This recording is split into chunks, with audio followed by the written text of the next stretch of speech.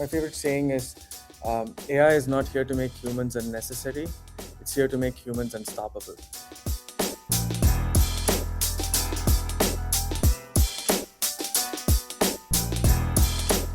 You are tuned into the Only Human podcast, where financial advisors learn how to stay irreplaceable in a world of AI. Only Human explores strategies for advisors to leverage their unique human edge and thrive alongside technology.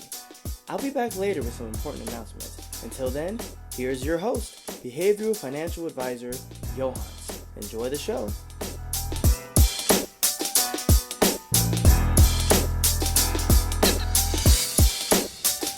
Welcome back to the Only Human podcast, sponsored by MoneyScript, the MoneyScript podcast. So happy to be with each and every one of you today. As you can see, I'm a little festive today, and I have a gift for you all. It's almost like I'm Santa. I'm coming bearing gifts.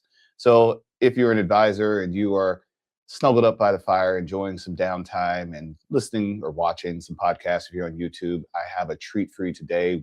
I have in the studio, well, technically I'm kind of in their studio, but I have the Hazel team from Altruist Financial. We're going to talk about how Hazel has been implemented and how advisors are using it to help do better with AI. And I will admit, I am a Hazel user. You've probably seen me on a couple of their podcasts and broadcasts that they've had, and I've loved the experience that I've had with it. You've also heard me speak about Hazel on a few other podcasts as well. So I wanted to get the team here so that we can have this conversation about how you can continue to stay human in this process. So let's just start. Fernando, Gokul, thank you for coming to join me today. Can you just tell us a little bit about the birth of Hazel? I think it actually started off as a different seasoning, thyme, I believe. Is it thyme? Thyme on my hands. Everyone's seen that that meme where someone has a bunch of thyme in their hands. Anyways, shout out to Mary J. Blige. So tell us, where did Hazel come from? Yeah, I'm happy to take on that one. This is Fernando. I'm one of the product managers at the Hazel team. And the way Hazel started, as you said, was by maybe a slightly different flavor. Its original name was Thyme, Thyme like the herb, not time like time is money. And it started in June of 2024. At that time, someone by the name of Daniel Lance, he was my co-founder and someone I had worked with for a number of years. He's an extraordinary developer. We decided that we wanted to jump aboard a new venture together. We started tinkering with a few ideas, and very early on, we landed on we were passionate about personal finances. We both came from a common background at Capital One, the big bank, and also startups such as Trovata, where we were building treasury management software. And both of us have been very passionate about personal finances, financial independence movements such as FIRE. And we told ourselves, why don't we build something in this space that we're so passionate about? Very early on, we realized selling direct-to-consumer solutions is extraordinarily hard. And we told ourselves, what is the next level within this realm that we can have an impact on? And we landed on the persona of financial advisors. We did some early explorations. We saw the software that most of you on this podcast are using, and it became very obvious that there was a clear opportunity to disrupt the environment. So with that goal in mind, we started working in, as I said, late May, beginning of June of 2024. We're very lucky to get admitted that early on into the prestigious Y Combinator Startup Accelerator program in San Francisco Bay Area. And we got our hands to working. At the beginning, we started with a note taker. That was sort of the wedge that we identified that was really freeing up many hours on an advisor's life, right? Most of you are having many clients conversations online and in person, and note-taking by hand or having someone in the room is very painful, very, very time-consuming. And the follow-up actions, right? Such as sending a follow-up email, making sure that you connect the task to maybe your system of record, your CRM, all of that could be largely automated by AI. But we also told ourselves that's only the wedge into this. There is so much more that we can do. We at one point had solutions to create forms, to bill clients, to send documents such as advisory agreements to clients.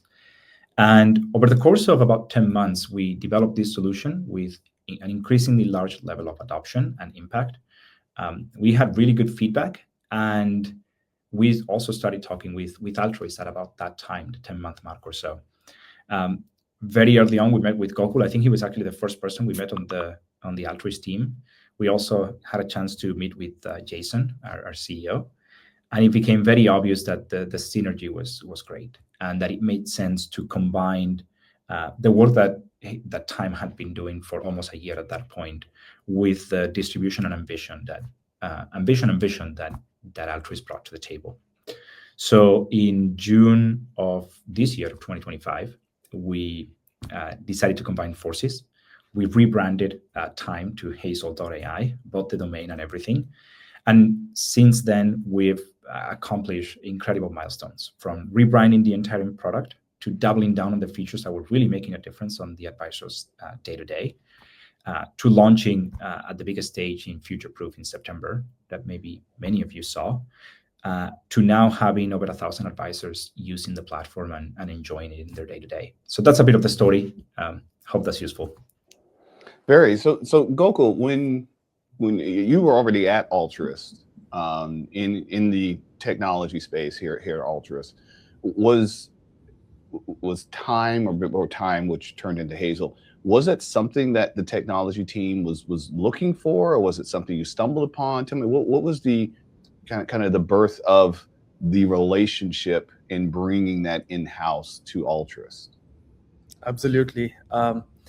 So just for context, for your viewers and listeners, I've been at Altruist now for close to 7 years, pretty much since the inception. Worked on multiple products, on investing, and now working on Hazel AI and other AI initiatives at Altruist.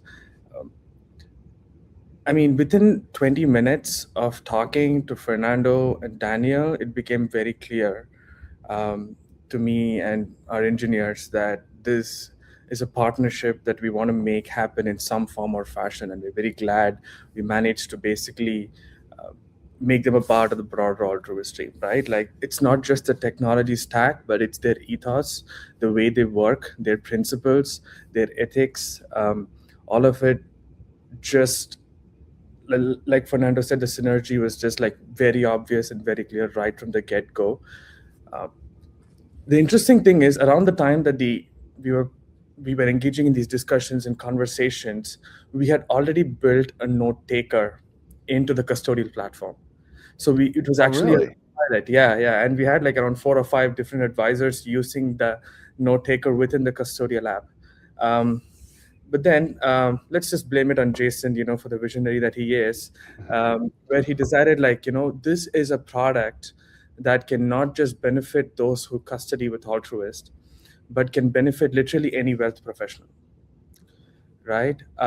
So that's when I think we made the decision of let's see what it would take to build a standalone product, right, that can benefit those who custody with Altruist in very unique ways, but it can also deliver like almost like order of magnitude improvements to any wealth professional, irrespective of where they custody, right? Like, because operational and growth pains are felt across the industry, right? Like, no matter what technology stack you use, often using the right technology stack really helps, right? And you feel lesser of those pains and burdens. But we saw a much bigger opportunity here. And around the same time that we were talking to Time, and it just felt like this was a match that was waiting to happen. And so glad that we managed to collectively make it happen. I think Fernando is being very humble here. He's a 2-time founder, and the first company that he founded has raised over $100 million. So yeah, and his co-founder Daniel Lance, incredible engineer. Shout out to him as well. And there's Eric, who's leading sales, who's now joined the product team here at Hazel. So very excited to work with this team and to keep adding to this team and changing the future of wealth management with AI. Yes, and we thank you for helping us change the future of wealth management with AI. And I want to share first. I want to share a story about my experience with AI and Altruist because I had a very what I like to call a fever dream with Jason 5 years ago. No, five. No, I'm dating myself now. 3 years ago. Well, time is flying in different ways. Feels like 5 years ago because so many things have happened since then. And then I want to get into just some of the fears around AI being a part of the wealth management business. By the way, I'm not scared at all, but a lot of our listeners, a lot of our viewers are. So I definitely wanted to address that. But 3 years ago, when I met Jason in 2022, we had dinner. I actually didn't even know he was the CEO of the organization. I came late to the Advisor Academy, and he was the only one left in the room. He hadn't eaten yet because he had been speaking, and I hadn't eaten either because went to go see somebody else speak at a adjacent function that was happening at the same hotel. And so we sit down, and I just assumed he was another advisor that also came late. And we're exchanging stories of how you got into the business, and at some point he was asking all the questions, and then I finally asked the question, how about you? How did you get introduced to Altruist? Which was a silly question to ask the founder. But then he shared with me that he was the founder, and I had a little bit of egg on my face there. I was like, oh, oops, so I didn't know you were you. But he was very humble in his response, and he respected the fact that I had no idea who he was, and he was able to tell the story. At some point in our conversation, which lasted at least a couple of hours, we started talking about technology, and he was sharing me about how Altruist was going to be a very technology-first company and solving a lot of the pain points that we have with custodians in the industry. And he asked me if when we started talking about AI, because again, this was 2022, so it was still very early in the buzzword phase of things, but I was aware of it. Of course, he was. He said, if you could have a digital assistant do anything for you, what would you have it do? And I said to him, Jason, let's say you and I are having a meeting, and the meeting's being recorded, of course, by my digital assistant. And in that meeting, I say, Jason, once we get out of here, I'm going to make sure we open up an IRA. We're going to open up a Roth IRA. We're going to transfer over your brokerage account from name to custodian, and we're going to set your beneficiaries. It's X, Y, and Z. Because all that information has been captured, why do I have to now go fill out all the applications? If everything is there, we have all the information. Can I just get hey, confirmation you want to open these accounts, and the accounts open? And I laughed as I said it because, again, it was a bit of a fever dream. Like, yeah, what world is that possible? I ran into Jason yesterday, and he said to me, we are in that world. Like, it is coming faster than I was willing to believe that it would. And there's a part of that can be a little scary, can be a little daunting of, okay, can I trust this system to do what I expect it to do? But there was also a time where we were a little scared about auto rebalancing. There was a time where we were scared about systematic contributions or all the other tools that we have in the investment management space that have been completely automated over the years. Back then, we didn't call it AI, we called it an algorithm, or we just called it a process, a process that would complete itself on behalf of the client to get the result that we're seeking. And I think this is really just the same thing. There's just a bit of the fear of the unknown that comes with it. So for those advisors that are a little fearful about implementing AI into their practices, can we just speak just briefly about some of the security measures that are in place when we're using a product? And of course, you can only speak for Hazel, but a lot of these companies, especially the mainstream ones that are being adopted by the larger RIAs, are passing the test of security. So can you tell us a little bit about Hazel security? Before I let Fernando talk about security, can I address one of the things that you said about how you were having this conversation with Jason about AI in 2022? I was hired in early 2019, and my job description had AI in it. Wow. Yeah. That is, save that business card. That's fun. Okay. And, yeah. So I for context, I'm a trained aerospace engineer, and I was originally using a lot of machine learning and advanced sophisticated like statistical techniques in aerospace engineering, and then I moved to being a Wait, quant. wait. Okay, I'm sorry. I have to stop you. You are an aerospace engineer. That's right. So I have to insert joke here. Gokul, this isn't rocket science. Go on. Yeah. So yeah, that's where I began, like more than a decade ago. But then I moved into finance, especially being a quant in JP Morgan in New York. And then, but then I figured that I didn't like really, I wasn't set to or cut out to work in like a larger organization. I was like very interested in being very scrappy and, rolling my sleeves up and really making big impact. And I moved to San Francisco, and I was like looking for opportunities, and then Altruist reached out. So they had the idea of building an AI first product, right? Like for financial advisors, an AI first custodian, and incorporating that right into the, the fundamentals or the heart of the architecture of a custodian, if you will. So Jason has been thinking about it for way longer, than I think anyone has probably been thinking about this in the industry, right? And Oh, I believe it. Absolutely. Yeah. yeah, We're to and come up in conversation in our first interaction yeah. that he's bringing AI. And when he said it, I was like, this guy is crazy. But yes, I couldn't believe. I was shocked to hear those words out of the C-suite of a custodian of, we want to find ways to adopt more AI. And I viewed it as this is how we help more people. This is how I make less mistakes. I trust my AI system on my sprinklers at home, because if it were left up to me, I would either overwater or underwater all the time. No, I'll let the AI handle it. It sends me the message, hey, it's really windy today, so instead of starting at 7, we're going to start at 4. Cool. You know what I would do? It was like, I'd have it on in the wind and water be blowing all over into my neighbor's yard. But I trust the AI is going to get it right. And now, do I also have to put some input? I have to do some prompting. I have to tell it based on my soil. It doesn't know my soil until I tell it my soil. It doesn't know the type of grass I have until I tell it the type of grass I have. It doesn't know whether it also can't see my yard. So it doesn't know whether this is a flower bed or this is a grass bed. So yes, I have to give it some data so that it knows how to interact with me. But then after that, it can use what it knows about the environment that it's paying attention to do a better job than me. It doesn't take me out of it, because guess who still gets to enjoy having green grass? Me. So I hope that advisors can start to think about AI in the same way. And this is the way Jason, and this is the conversation we were having 3 years ago, of he was saying this is not to, it never, the goal was never to replace. The goal was always to enhance. The goal was always to give advisors the ability to help more people. I mean, let's talk about what used to be our competition, call it Robinhood in our space. Robinhood was the do-it-yourself. Well, guess what? Robinhood now has a platform, a custodial platform for advisors. Because Robinhood's, their mission is to democratize access to markets.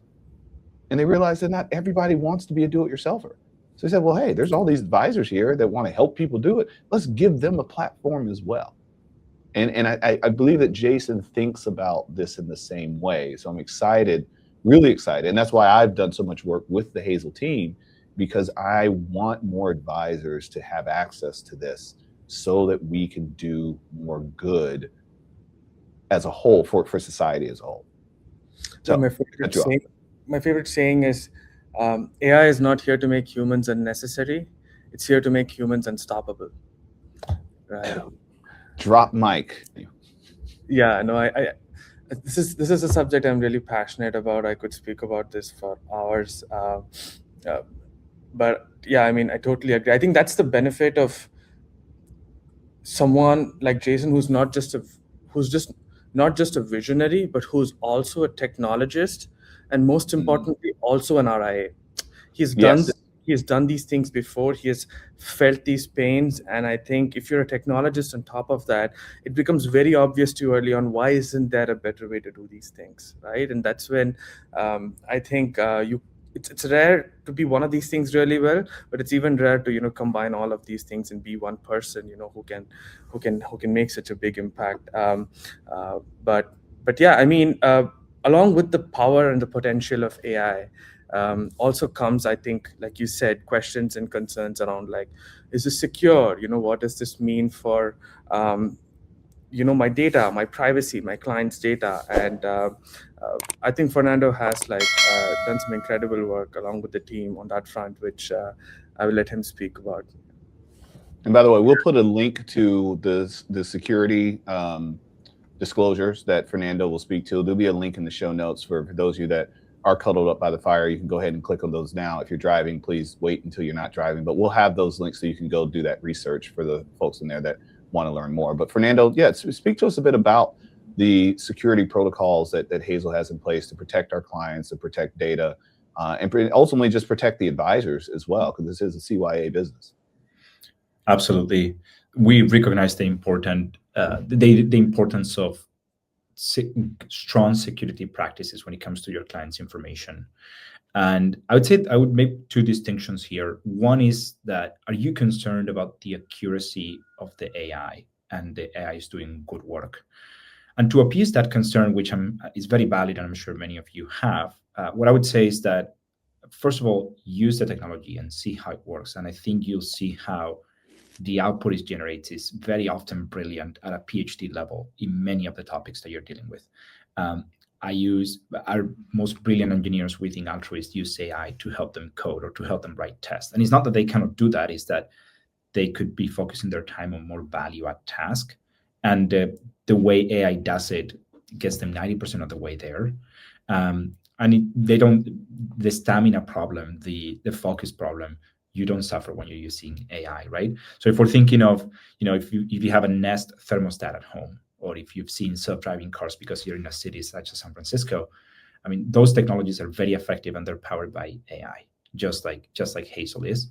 And very often they're more secure, for example, in terms of self-driving cars when it comes to accidents per mile driven. So in many aspects, AI has already surpassed the human level. Yesterday, we witnessed the release of ChatGPT 5.2. They benchmark across a series of tests. And again, on many topics, from cellular biology to complex math, to document extraction across hundreds of pages, they perform at beyond a human level or beyond an expert level.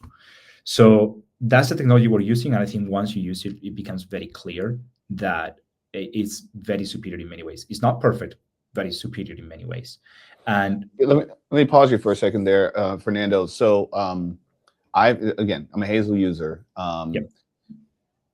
For those that this is your first time listening in, I've been in financial services for 25 years, and the specialty of my practice is working with new doctors, specifically ER doctors that are coming out of residency and going into the field, or as an attending physician.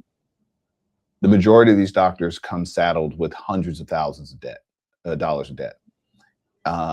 And in the past, thanks to the federal government and a lot of the weird stuff that's happening there, I could just feed their student loan into a financial planning tool and then feed that into an Excel spreadsheet and do some calculations. You've probably heard of terms like avalanche pay down, snowball pay down, things of that nature. Well, now the federal government would not allow a direct feed. So instead, I have to download the statement and then take that statement, and prior to AI, and this has been going on for about a year, or Hazel for that matter, take that statement, take the data, put it into an Excel spreadsheet, and then manually do the calculations and say, here's when you pay your $1,500 next week or next month, this much goes on loan one, this much goes on loan two, the rest are zero, that sort of thing. That would be an hour-long process of trying to figure that out. And let me get one formula wrong as I'm building out the Excel spreadsheet, and everything beyond that's now messed up. Yep. I took that information, not even the Excel, I took the statement, put it into Hazel, and said, here's what I need and here's what I want. And Hazel said, thinking for a minute, and then started running some calculations. I walked away for a second, came back, and it said, "Is this what you needed?" And I looked, and it was 90% of the way there. And it made one mistake, but the mistake was how I prompted it. And I said, "No, actually, I want you to focus on because I told it the highest interest rate first." So it did exactly what I told it to do.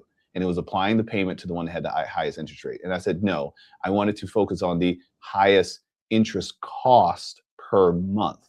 Recalculate this each month, rank them, and then apply the payment to the one that has the highest interest cost." And sure enough, it redid the calculation and it was right. And I said, "Perfect." Had it put it into a something that I could now display to the client. Said, "Okay, I want to put this in something just for the next 2 years of payments. It's easy for them to understand." It wrote that. I gave it to the client. It might have taken 10 minutes, which used to take an hour. And again, it wasn't perfect at first, but part of its imperfection was me. It did exactly what I told it to do. And I was like, "Oh wait, let me describe this differently." So now from there, now I know my prompt. Like, okay, now I know how to prompt this properly to get the output that I'm looking for. Yeah, and you touched on the second aspect of this technology, which is that you, the user, are always in control when it comes to AI. The way you interact with Hazel is very often through a chat interface in which, as you said, you verify the answers, you make sure to prompt it again or to re-ask the question or to ask for clarifications if something is not entirely clear. When it comes to things like follow-up emails, for example, or agenda prep, you are always in control of what the output is. So we're never committing any actions without your prior approval. So that's another element to keep in mind when it comes to AI. The second aspect, the second pillar of AI and users' data security is actually, we are, as far as we know, the industry first in offering this feature, and it's called zero data retention with AI providers that Hazel is powered by. Zero data retention ensures that these data providers, these LLM providers, AI providers, do not train whatsoever on the inputs or outputs that they're generating. We have that in contractual terms. They're not allowed to train any of their models in our information. And secondly, they're not even able to persist this information besides the minimal time required for us to access that data. So, for example, when we send a request to an LLM provider, when you're asking that question, for example, about like, "Hey, can I fetch this interest rate?" Sure, we will make a call to an LLM provider, but that information is ephemeral. It'll be deleted immediately upon the request being completed, meaning that, say, an engineer within one of these vendors decides to peek at the logs and see like, "Oh, I want to see what people are using Hazel for." Well, unfortunately, they won't be able to because those logs are not kept anywhere. For that, we have to go through a risk assessment and guarantee that their use case is safe. But it also means that your data is extremely secure with us, that no one else gets to see it or let alone train their models on. And it's something that even if you're on the paid tiers of other vendors, such as, say, ChatGPT or Claude or these type of solutions, you will get nowhere close to that type of guarantee that you're getting with Hazel. Oh, yeah, no, Gemini, you have to tell Gemini it like 30 times that you don't want them to train on your data. Even if you do their signed up, if you have, so in the Google workspace, if you sign up for that and then you go to their Gemini, there's a process you go through where you can allow Gemini to see your Google Docs and your Google Drive. And when I say you have to tell it 30 times not to train, I am not exactly, it might be 50. It will constantly, it's begging you, "Please, can we learn from you?" No. It to the point where I was like, I don't feel safe anymore because I feel like you're going to trick me and say, "Oh, we were learning from it. Do you want us to stop?" So that zero data retention is very important when you are opening up again your client sensitive data, your data, and not even just your data. It's also your way of doing things. I mean, there are some advisors that do some pretty incredible things for clients. It becomes their secret sauce, their trade secret, if you will, and you may not want that to get out for free. And not that it's not okay if people are able to duplicate what you're able to do, but if that's your true differentiating factor, you don't want that to be out there in the world. So that is very important. So I have a question on that though. If there's zero data retention, and this is just my own young technology brain just trying to understand, then how does my Hazel learn to be more like me? How is that happening without the data retention piece of it? Yeah, so we should distinguish here into what's an AI vendor on which we have zero data retention, and those vendors cannot train their models. They cannot look at the logs for what we're using the When you say platform. vendors, you're meaning ChatGPT, Exactly. Gemini, Yeah. what's ChatGPT. the other We have one? transcription solutions, solutions to help us with document parsing. These are world-class solutions. They come from companies based in the US with US servers and everything, but we still wanted that extra level of security and privacy. So those vendors do not have access to our information. So that I want to make very clear. Now, in the case of Hazel, we still don't use your data to train models on our side either, but we do have to keep track of your information to present you the experience that Hazel empowers, right? So when you want to revisit a meeting, we obviously have the notes of that meeting so that you can see them. We also do not train or use it for any other purpose than providing you with a service. But the way Hazel learns about doing certain things, the way you like them, is by keeping track of those changes that you've made. For example, if you have a meeting and after meetings, you like to, this is one case that came up with another advisor. He likes to see if upon receiving a compliment from a client, the advisor is following up with a request for a referral, right? You can embed this within the Hazel notes, summary notes, the way we generate the notes. From that point forward, any type of meeting that you have of that type, Hazel will tell you, oh, well, in this meeting, indeed, there was a compliment by the client. And indeed, let's say for the sake of the example, the advisor did ask for a referral. That's the way Hazel is learning. And we do, in this case, persist those prompts to fulfill this request. But we're not training models on our side either. To add to what Fernando said, Hazel also has very strong data retention controls. So what that means is advisors at the end of the day are completely in control of whether a given meeting audio, video, or transcript is retained in Hazel or not. They can completely choose to not retain this information. Even chat, right? Like, let's say you have a chat session where you interact with Hazel, you upload a document, you ask it a bunch of questions, you like the output, you use it, you're done with that work. You can literally delete the chat instance and we will delete it from our side as well, right? Like, so we really want to give advisors and our users ultimately the control to ensure they can run their practice and use Hazel or any technology for that matter that interfaces with Hazel the way they see fit. So that means that if an advisor wanted to be, extra cautious, they could, after they have a meeting that's recorded, they could take that transcript, put the transcript into their CRM database, whether it's a Wealthbox, a Redtail, wherever they're keeping that information. And instead of it being recallable inside of Hazel, it can just be recallable in their own database if they felt more comfortable or more secure with that database. Am I saying that properly? That is fair. Yeah, we see some advisors do that as well, where you can move this data and information to another database system. It could be a CRM or it could be another data source, and then it gets removed from the product Hazel. We also see some advisors remove or delete audio, video, transcripts included once the notes are generated. So only the notes go into the CRM, and then nothing effectively that led to the notes are persisted anywhere across any technology source, whether it be the CRM or could be Hazel. Yeah. Got it.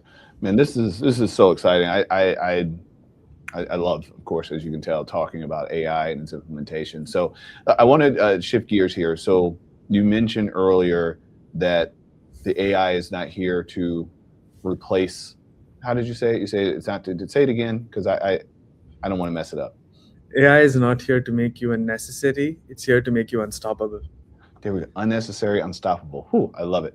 So out of curiosity, just how, as developers and being on the side of creating this technology and pushing it out there into the field for advisors to use it, how do you see that advisors, when it comes to their relationships with their end clients, how do they stay human, since this is the only human podcast?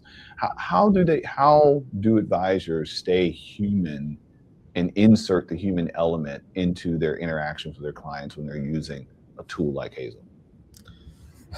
Um, I think there are a couple of very interesting things here. We've talked a lot about what AI can do, right, so far, and what it can do really well. But what AI can't do, right, um, is bring something like empathy, accountability, and kindness, which are exclusively human qualities, right, like to the table. Um, how do you hold AI accountable? It's just going to deeply and profusely apologize in chat. That's about it. I've seen it do that. Yes. Yeah, yeah, it's deeply And, and, apologize. and I didn't feel that it was apologetic at all. It was like, you're just saying that. Yeah. Mm-hmm. Exactly. It's borderline servitude, but it probably comes from the training data, right? More so than anything else. Um, how do you AI can mimic kindness, but can actually be kind, right? Like for instance, it's, we had like an academy event in San Diego last week, right? And there was this advisor I was talking to, and he said something that really stuck with me, where he knows his clients' names by heart, right? Like he doesn't have to look up anything. He knows this is a Mary, this is a James, this is a Phil, this is a Mike. How does he know that? He knows that because he's worked with them for years. He deeply cares about them. He relates to them, right?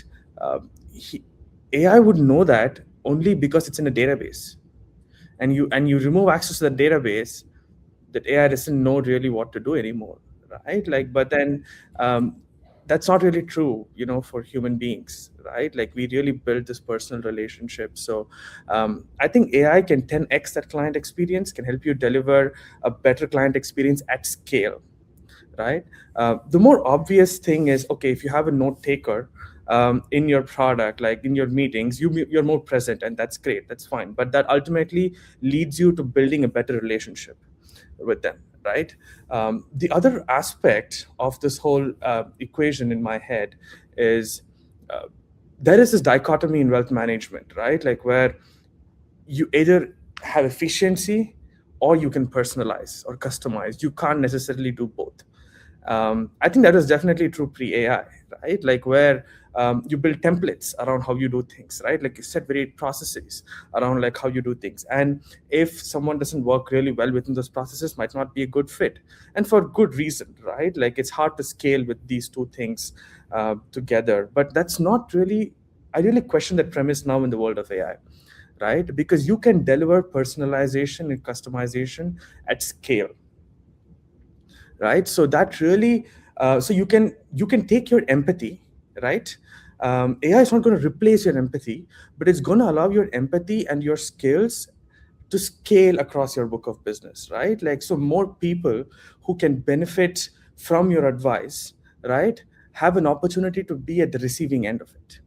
um, this is interesting stat I came across. Uh, McKinsey ran the study, the consulting firm ran the study where they predicted that there are going to be 100,000 fewer advisors. There's going to be a shortage of 100,000 advisors. Yes, Microsoft did the same thing. Yes, they did. Mm-hmm. Correct. Yeah, exactly. So Which, that by the way, was going to happen anyway, just due to aging. So we exactly were already on that path because our industry on average is 55 and plus. exactly And not enough new young individuals were coming into the business in a position to be an advisor. They're coming in as paraplanners, they're coming in as staff and assistant, but not on the path to have ownership and to be an advisor and have that one-on-one relationship with the client. So yes, AI is just accelerating that, but we've been on that path for 20 years. We've known about that for 20 years. exactly. So no, I mean, you basically stole those words out of my mouth, right? Like the two reasons are folks aging, and then there aren't as many new people coming into these lead advisor kind of roles or client facing roles, right? Like where they can serve serve investors and retail investors. So uh, now with AI, imagine what happens, right? Like it's every Yes. advisor has a co-pilot now, right? Like, and they can scale Yes. advice, and they can personalize their advice, right? Uh, so it's here just to make you better, right? something that we're excited about is at Altruist is we consistently keep thinking about how can we deliver using AI and even not using AI in general a 10x better client experience, right? How do you enable that? And that is not done just through administrative tasks, which are great, which can help advisors save a ton of time. So, again, they can do more with less, but also how do you actually help them grow their business better, right? Like if they can serve on average 100 households, how do you help them serve 500 households, right? Like with that same level of personalization, with that same level of care, right? Like how do you make sure, for instance, with AI, that you remember that, for instance, your client's daughter is going to Georgetown, right, in fall, and send them that email right on time that makes them feel valued, right? That makes them feel like, someone is out there thinking about them, right? And how do you do this at scale? So these are some very exciting problems, that we really think about, applying Hazel to, which you will see happening, in the upcoming months. So definitely feel like AI is here to be a co-pilot with advisors and not take anything away. With an increasing population, an increasing demographic, population where people need more financial advice, financial education, especially given this kind of content that's floating in TikTok out there, right? Like you put all of that together, it's, I think, a very exciting time to be a financial advisor, and especially to be a financial advisor using AI. Speaking of AI, the building knows that there's not a lot of folks here on a Friday, and so outside of my room, the lights just went off. So got a little dim in here, so I was turning it up a bit.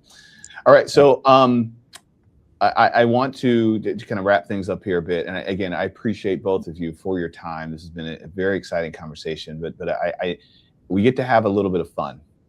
So we're going to do two things. One is we're going to play the game that I play with everyone that comes on the Only Human podcast, and the game is Marry, Divorce, Date. So I want you to think about technologies, and you can, of course, be very biased about at least the one you're married to. But I want you to think about advisors, and maybe thinking about this more at scale than it is down to the particular tool itself. So with advisors, sometimes they're naming specific tools. Like I'm committed to e-money. I'm not committed. I want a divorce or end my relationship with fill in the blank, and I'm starting to date Hazel, so to speak. But if you could think of that, maybe even, like I said, on a grander scale, because I know that Jason made a comment on LinkedIn the other day with Michael Kitsis regarding the future of CRM tools, thanks to some of the work that you're doing at Hazel. So let's play. So marry, divorce, date. Think technologies for advisors. What do you think advisors should absolutely be married to? What technology or tools should they consider divorcing? And then what should be on their radar to start a dating relationship? Fernando, we'll let you go first. And are we allowed to say names here of companies? You're allowed to say names. Yes. All they will do is they'll reach out. Their salespeople will reach out to me on LinkedIn and say, "Can we talk about this?" I'm like, "Sure. Yeah, let's have the conversation." That's the whole purpose of this. I'm ruffling feathers here. And maybe one clarification: you're asking me to say which technology they're married to, or they should be married to. Well, no, you should. You can speak like advisors should be married to or are married to, and they should stay married to. What do they need to start planning their divorce, and what should they start dating? I think I would approach this exercise from our principles first, and I would look at the companies that you're using and whether they have your best interest in mind. The core function, I would say, for a financial advisor is the custodial. And the first question that I would ask myself is, the custodial that I'm using, do they have my best interest in their heart? And when I look at companies like Schwab in this case, and how they prey on the business that you're bringing to use Schwab, right? The clients that you're bringing on, and they try to maybe get some of those clients for themselves, I would say that's a relationship that's toxic, and that you should switch to a custodial, maybe Altruist, that's not trying to do the same, whose incentives are to help you and never to compete with you, right? Dating, I think I would definitely put AI on the arena here. We know it's a novel technology. We know there is room for improvement, but we also have great examples, case studies of how advisors have multiplied their productivity, like Gokul said, bringing that level of personalization across the board. I don't want to put too much of the roadmap here on the table, but we're thinking particularly at topics like report generation across your firm and how effective those would be, especially now that Hazel connects to the custodial side. By the way, many more integrations are coming on 2026. Oh And yeah, we didn't mention. I'm sorry, Fernando. We forgot to mention that. The totally one fine. Totally thing that fine. Hazel can do that none of the other AI tools can do yet. So we're going to rewind that back because he said it fast, and I want to repeat it because I'm using it and loving it. Totally. The one thing that Hazel can do that the others cannot is custodial integration. Yep. Hazel is an Altruist product. Now you can have Hazel even if you're not an Altruist client, but if you happen to also be an Altruist client, Hazel has, how do we say it? Has the ability to read data from the custodian. So I can query Hazel questions about my client's accounts, and it will go and read that data from the custodian instead of me having to scroll and poke through the web page to find it, which sometimes I can, but why do I want to take the time to do it and put it in a deliverable format for the client? Or based on my prompt, tell me.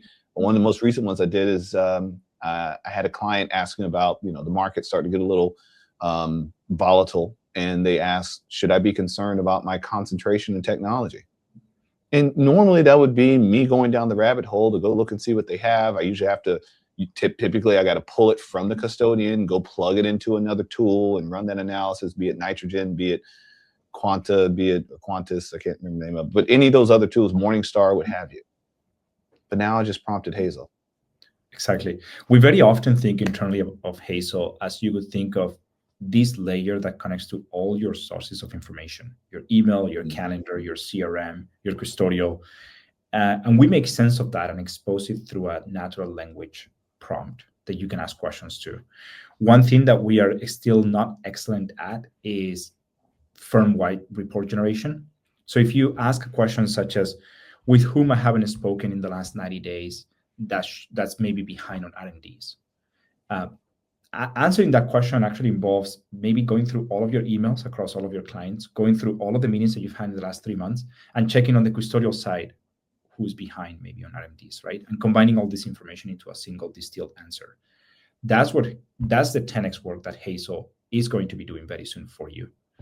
You may have success with this question today if your data set is relatively small, but we want to have 100% coverage, even if your data set is large. Wow. So that's the sort of technology that I will start dating, so that as these changes come, and you'll also have the ability to nudge or influence the roadmap of this tool, right? We use Canny. We rely on Canny for user feedback, feature requests, incredible engagement there. So I would encourage you to join the conversation. And even if you're only using some aspects of Hazel today, and for it to work across the board for you, you need certain things. Please start using it. Please engage with us in the conversation. And things are changing so quickly that even if I look back at the product 3 months ago, I barely recognize it in a good way. That's true. Same here. Same. So it's dating and it's moving quickly in the pipeline. The last thing I would say is in terms of divorce. So I talk about marriage, and so for me, marriage would be someone like Altruist. Dating would be someone like Hazel. Sign up for a demo today, and you can start. You can take Hazel on a date tonight. And the third thing is, who would I consider divorce? I would say any platform that hosts your data hostage is not working with you. Oh, bars. Okay. Yeah. I'd maybe refrain from saying names, but if the information is, if when you request your information, which is yours, and you don't get it back, it's not your information. So maybe reevaluate that relationship. Man. Gokul, I don't even know if you want to follow that. That's tough. I mean, I'll give you a shot at it, but that, man, oh, I got goosebumps on that one, Fernando. Jeez. Yeah, it's a very tough act to follow Fernando there. He absolutely killed it. Ditto on who to marry and who to date. Obviously, we're biased. Can't get any other answer from us. But to divorce, I will say this, right? Like, this is a great time to divorce point solutions in your tech stack. So think about like specific pieces of software that you're using for very specific applications and use cases. And you will see that with AI, some of those things are going to change radically and very quickly in the upcoming weeks, if I may say so. We have some very interesting things in store for our users and for everyone early next year, where you'll see Hazel make its foray into tasks that go beyond administrative work, right? Like taxes or investing or planning. I'm not going to say anything more than that, because the more fragmented your tech stack, the more time you spend moving data across, right? And the And more that's mistakes time. get made, the more things get dropped or missed. And oh yeah, absolutely. That's yes, I've experienced that. Less time spent on revenue generating activities and things that Hmm. can grow your business, and less time spent with your family, right? Like when in the spirit of holidays. So really rethink these point solutions, and we will make it very easy for advisors and any wealth professional for that matter to do so early next year. um, and also, one of the questions that I keep getting, when it comes to this kind of technology is like, can you help us like fill up data into forms and like move forms around? The question that I in turn ask advisors and everyone is like, what are you filling up a form for? Right, you let us know what is that activity that form is going into, and we will help you achieve that directly, right? Like that again comes back to like, there's a point solution that's helping you do something very tactical around generating a certain kind of a report, or a certain kind of like a document you want to share with your prospect or your client, or uncovering certain insights. A lot of that is going to become incredibly easier, with Hazel, in the very near future. So um, excited for that. I am too. I am too.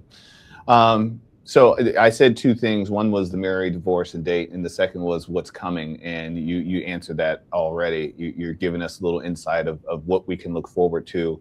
You didn't go too deep, but I heard you flirt with planning, tax reporting, and other administrative tasks. And I can't wait. I just got an email yesterday saying that there was a new beta for me to test inside of Hazel. I've been here at headquarters, so I haven't had a chance to play with it yet, but you know that I will.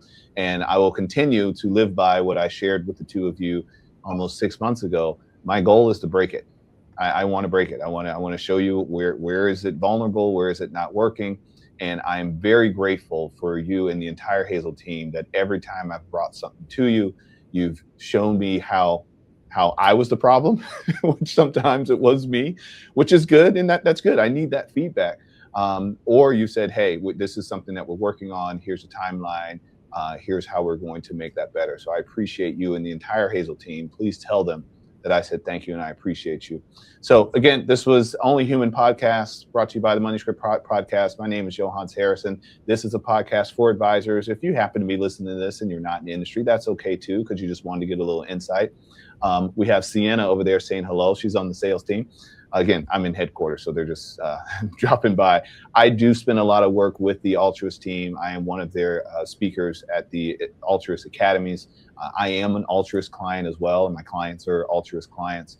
And I do still have a few clients over at Schwab also, but that is also the beauty of being an RIA is we don't have to be solo custodian. If there's a reason that they need to be at a different custodian, we get to choose to do that. And I think that's the beautiful thing about our business.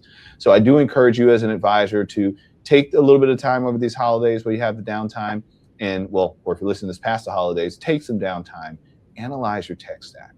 Think about how the world is changing around you. Think about how you can stay human in this process and deliver better, higher quality, faster results to more clients. And we will see you next time on Only Human. Thank you, Gokul. Thank you, Fernando. Y'all take care.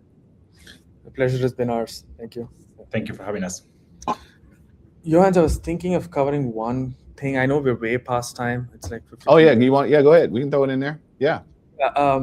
So one of the questions that I keep getting um, is Hazel going to replace, any particular piece of software in my stack, and things like that. Ultimately, when we think about building Hazel, we think about Hazel as being a new category, in the advisor's tech stack. We are not necessarily looking to replace any particular piece of your tech stack, but rather we're building the unified intelligence layer in wealth management, right? Like, so imagine Hazel connects to your CRM, to your financial planning software, to your portfolio management software, to your custodial, to your custodian, and can basically help read and access data across all of these data sources, and can also help orchestrate actions across all of these data sources, right? Like, so we really look at a new category of software and product being born here. And like Yohance already said, like, the beauty of being an independent advisor is the optionality, to really Yes. do things the way you want to do it, right? So there are certain benefits that will come with custodying with Altruist. Imagine if Hazel is in your calls with your prospects, right? You do your intro, you do your fact finding or your KYC, and then you present them with the financial plan, and then you want to open accounts. Right after your financial plan, like, Hazel knows exactly pretty much what it is that you want to do with your prospect, and has filled out like 90% of the account opening form.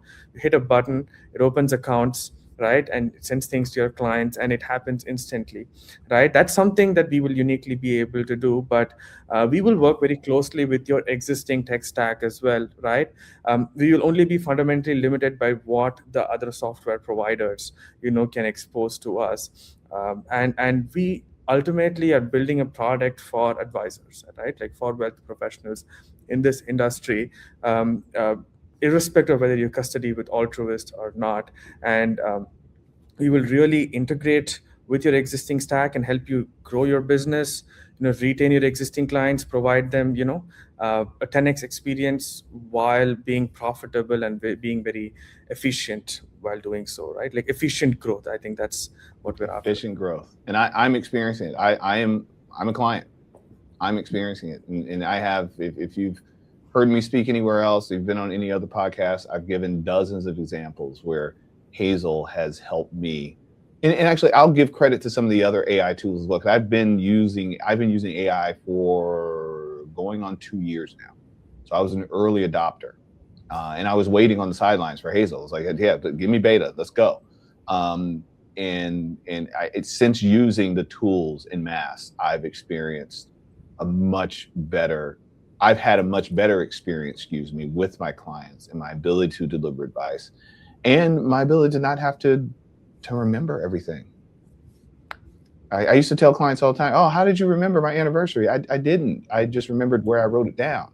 That's what I used to say. But now I just can say, oh, no, I did not remember, but I have a tool that helps me to capture the information I need that's important, and then reminds me and nudges me when I need to do it. Just like I have the alert that says, set out the trash. I haven't figured out how to get AI to put my trash out yet, but I still need an alert sometimes because I forget it's trash day.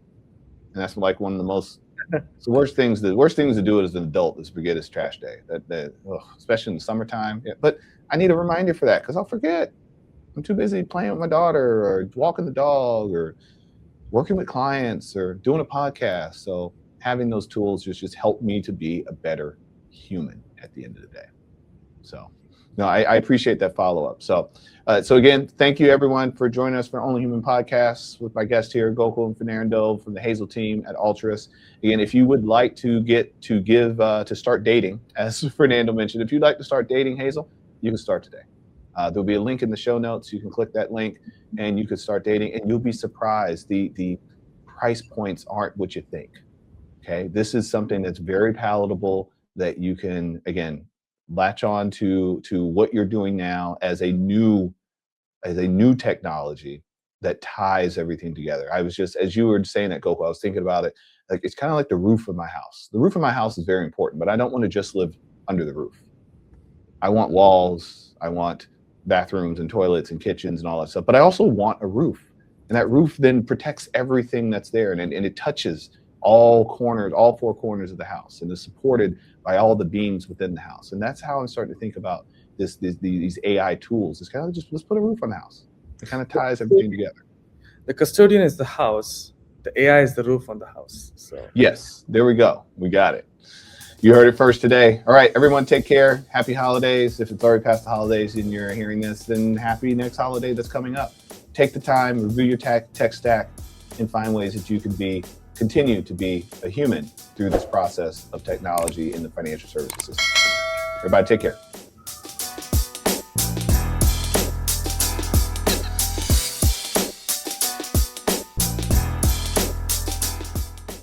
Hi, I'm back.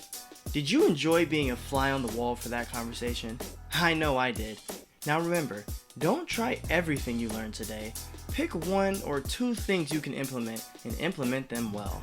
And don't just try something for a week and give up when it's not working. Successful implementation takes time, energy, and repetition. And remember to consult your compliance professionals. We don't want you to get into trouble. Do you have a group of advisors who want to improve their human connection in the AI world? Contact our team to have Yohance speak at your conference or event. Before you go, please like, comment, and subscribe. If you're on YouTube, click the bell for notifications.